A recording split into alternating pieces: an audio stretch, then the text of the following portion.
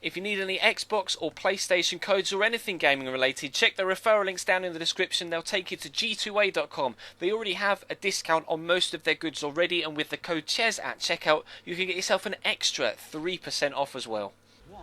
Hey guys, how's it going? Chez back again, and welcome to episode number 88 of the Career Mode Road to Glory here on FIFA 15. Unfortunately, we start with the news that Michael Woods is injured and out for 2 months with a broken toe. He did that in the last episode against Stoke, unfortunately. We've had a loan offer as well for our young goalkeeper, Andrew Mawat. Now, he's been growing quite nicely, actually, after playing a couple of the friendlies that we had against Dortmund and Bayern Munich, actually, yes, Bayern Munich, the other top German side. But I'm going to send him out on loan to hope that he gets some more first-team football and can grow even more, which means, unfortunately, Stuart Atkinson can't go anywhere, despite the fact he's already unhappy at not getting any first-team football, because I need a backup goalkeeper in case something bad happens to our current first-team goalkeeper, Pedro Galese. But we have the chance to get a confidence-boosting victory against Luton Town in the Capital One Cup. Obviously, local rivals to Cambridge United, quite vastly superior in this particular series. We are to them, though. Of course, we're now in the Barclays Premier League, and they, unfortunately for them, stay in League Two. So I was hoping for a good game. Obviously, playing a few rotation players after this game coming not too long after game against Stoke in the previous episode. But obviously, we should be strong enough to be able to brush off the challenge of Luton Town. We're a few divisions above them, have been playing some very good football, actually, so far this season, and having some good results as well to go hand in hand with those performances. So I was hoping for something similar in this one. And Benik Afobe was starting up top for the first time. Slots through Francisco Senirelli here. Good tackling, though, by Luton. They were very, very they hounded me in defence. They were just always high pressure, always all over me. Whenever there was a man on the ball, you see there, 3 people on Benik Afobe, and not the obvious of shots. For some reason, halfway through this first half, my controller actually genuinely just swapped to the alternate button configuration. So as I got through there with Benik Afobe, I tried to just power it into the back of the net, and he did a chip shot, and it just was able to be tipped over the top of the bar by the goalkeeper. So unfortunately, we had to stay at 0-0. But then he made it 1-0 anyway, because I changed my control options back, and we were able to get ourselves in front there through Benik Afobe. Of course, his first goal for us on loan from Arsenal since coming in a couple of episodes ago. But we'll try and get another goal or two just to make sure that the tie is put to bed sooner rather than later. But Ross Lafayette is breaking through here. Really good run from him. Blazing Cullen, who gets inside the box, squeezes past a couple of people. That's a very good move by Luton. Not only a good finish, but the entire build-up of it was particularly impressive as well.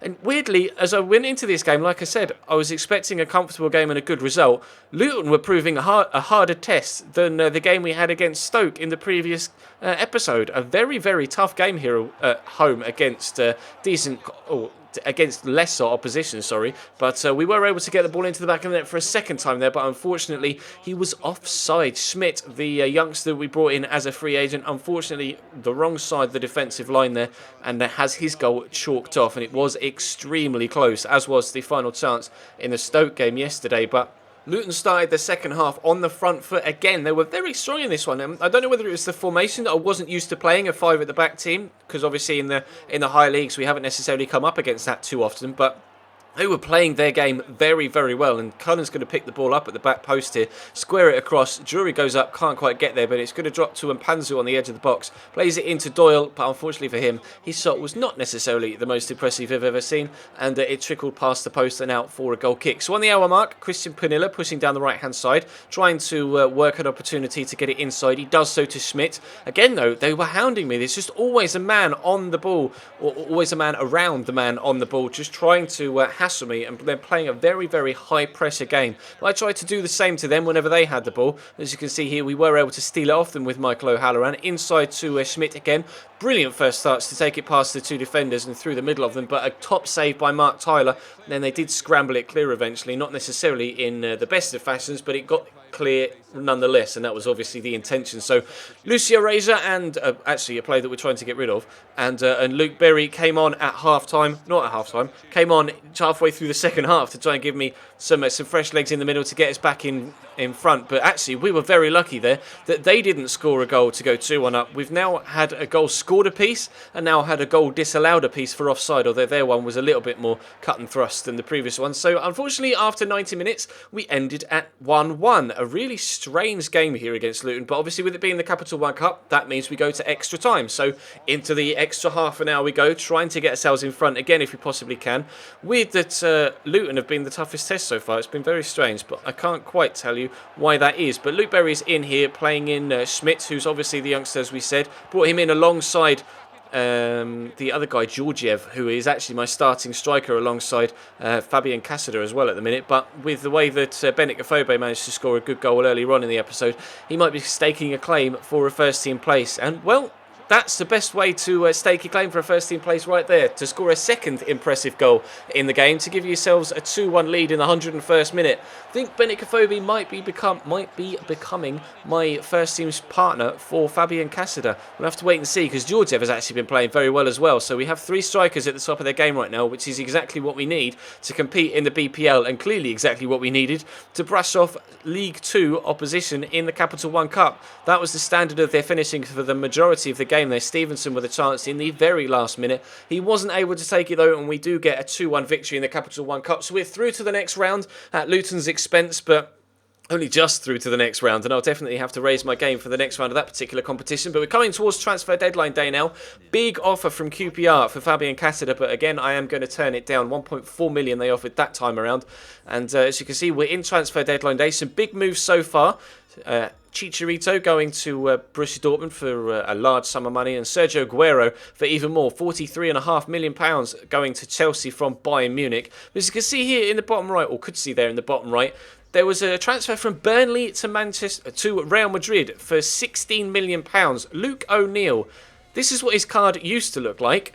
He was a Scunthorpe right back in the first season, and now in the fourth season at age of 26 he has these stats, and he's now at Real Madrid.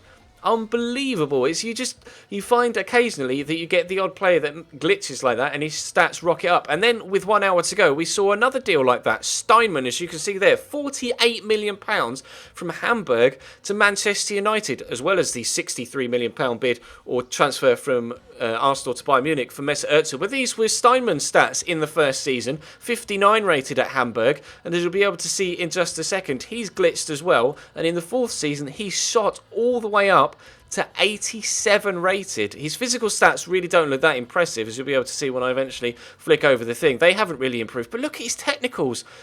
97 ball control, 92 dribbling, 96 short passing, 89 stand tackle. Ridiculous, absolutely ridiculous. And he's only 22 years old, so if he's going to be glitched in career mode and you want to pick yourselves up an absolute bargain in the first season that's going to grow into an absolute world-class stellar performer, then definitely pick yourselves up Steinman from Hamburg. Apparently he becomes an absolute world beater in the fourth season, so the more you know, I guess. But as you can see, some big moves being done in this window. Aguero, Bayern Munich to Chelsea, so he has obviously, we've seen him play for Chelsea against us actually, and he actually scored against us in the last episode, so we know that he's already at Chelsea. And Ozil to Bayern Munich was done on deadline day for £63.5 million.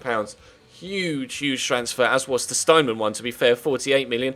As you can see, I've been scrolling through the teams on the left though, so you can see who's done what in this particular transfer window. If you wanted to pause it at any point or go back and have a look at all of the various different teams, then you can do to see, you know, what teams have had what players go in and out. There've been quite a few big moves actually, and quite a few transfers that you wouldn't necessarily expect, like Afobe and Bellerin there have actually come to us, haven't they, from Arsenal? They're both loanee signings. So that is going to bring transfer deadline day to a close, and eventually going to bring today's episode to a close. But as you can see, we still sit second in the table, because of course today's one game was from the Cup. But hopefully we can jump back to league action in tomorrow's episode with 2 games and a squad report, and fingers crossed we can get some decent results. Obviously we are getting nosebleeds right now with how far up the league table we are, and that definitely will not continue. Like I said in yesterday's episode, I expect us to finish around about mid-table. I'll be pleased with a top half finish, but for now we'll enjoy being second in the table whilst we remain there, but that may change over the next few episodes. But that is going to bring today's video to a close. Thank you very much for watching. Check the channel page for anything you may have missed over the past few days. Of course, there's been plenty of content, whether it be my player or this series or the Inter Milan career mode, or of course yesterday there was another episode of the online FIFA 15 online career mode. We actually played Odd Conflict this weekend, so definitely check that video out if you missed it. But that is all for now. Thank you very much for watching, guys. Drop the video a like if you enjoyed, subscribe if you haven't already. I'll be streaming later on tonight as well over on twitch.tv, so follow the links in the description to my Twitch and to my Twitter so you can stay bang up to date with everything that happens with me both on YouTube and on Twitch. But for now, I'll see you next time.